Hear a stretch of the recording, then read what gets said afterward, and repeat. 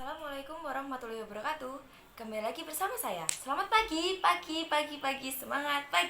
Oke, hari ini kita akan belajar tentang meneladani peran ulama penyebar ajaran Islam di Indonesia, di mana terbagi menjadi 3 poin, teman-teman. Yang pertama yaitu masuknya agama Islam di Indonesia, dan yang kedua, tokoh penyebar ajaran agama Islam di Indonesia, dan yang ketiga, keteladanan para ulama penyebar agama Islam di Indonesia.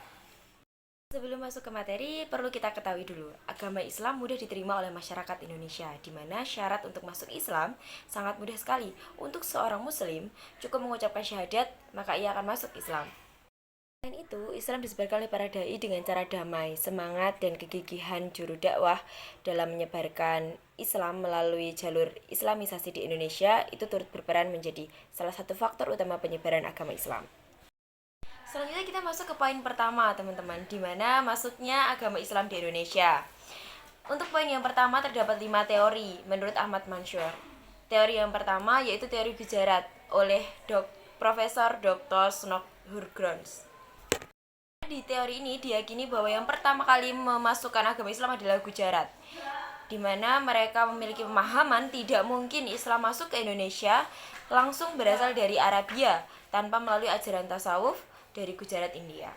Nah, dari abad 13 Masehi muncullah kerajaan Samudra Pasai. Di situ jelas bahwa Indonesia telah memasuki agama Islam. Namun pada teori ini tidak menjelaskan secara rinci antara masuk dan berkembangnya Islam, tidak ada penjelasan mengenai mazhab yang berkembang. Nah, selanjutnya adalah teori yang kedua, yaitu teori Mekah menurut Buya Hamka, di mana terdapat berita Cina dinasti yang sebagai acuan teori ini. Islam masuk ke Nusantara abad 7 Masehi. Terdapat pemukiman saudagar Arab di wilayah pantai barat Sumatera. Di situ menjadi salah satu faktor Islam masuk di Indonesia, yaitu melalui para saudagar Arab. Pada abad 13 Masehi, di mana kerajaan Samudra Pasai berdiri, bukan awal masuk dari Islam, melainkan salah satu perkembangan ajaran Islam.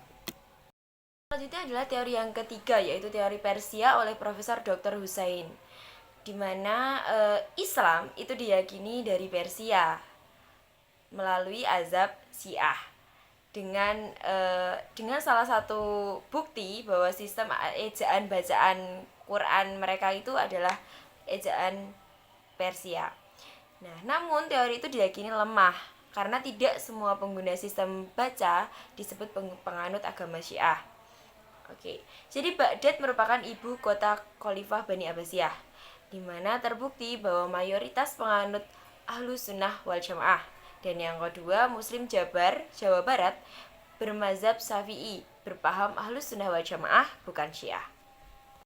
Teori yang keempat yaitu teori Cina oleh Profesor Dr. Slamet Muljana, di mana diyakini Sultan Demak dan Wali Songo itu berasal dari Cina, didasarkan dari kronik Kelenteng Sampokong. Berikut adalah template Sampokong, di mana ini adalah bukti dari adanya teori Cina oleh Profesor Dr. Slamet Muljana. Silahkan dibaca. Yang terakhir adalah teori maritim oleh N.A. Balons, di mana pada saat itu Mekah dan Madinah mengalami perang besar selama 10 tahun. Namun hal ini tidak berdampak pada jalur perdagangannya, di mana jalur Timur Tengah, India, dan Cina. Malah hal ini berbanding terbalik. Jalur perdagangan semakin lancar pada masa Khulafaur Rasyidin, dan sahabat Nabi pada saat itu dakwah keluar Madinah, luar Jazirah Arab. N.A. Balons pun mengeluarkan statement bahwa Islam menguasai perniagaan melalui jalur maritim. Pada abad 1 Hijriah sampai 7 Masehi, jalur niaga dan pantai tempat persinggahan mulai dikuasai. Sedangkan pada abad 1 sampai 5 Hijriah terdapat salah satu pengenalan Islam. Dan mulai pada abad 6 Hijriah sudah mulai ada perkembangan agama Islam. Saudagar pribumi turut berperan penting dalam hal ini. Sedangkan pada 9 Masehi tumbuh dan berkembangnya kerajaan Islam di berbagai wilayah.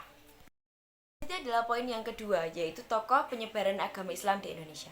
Ada berbagai banyak tokoh yang turut berperan dalam penyebaran agama Islam di Indonesia.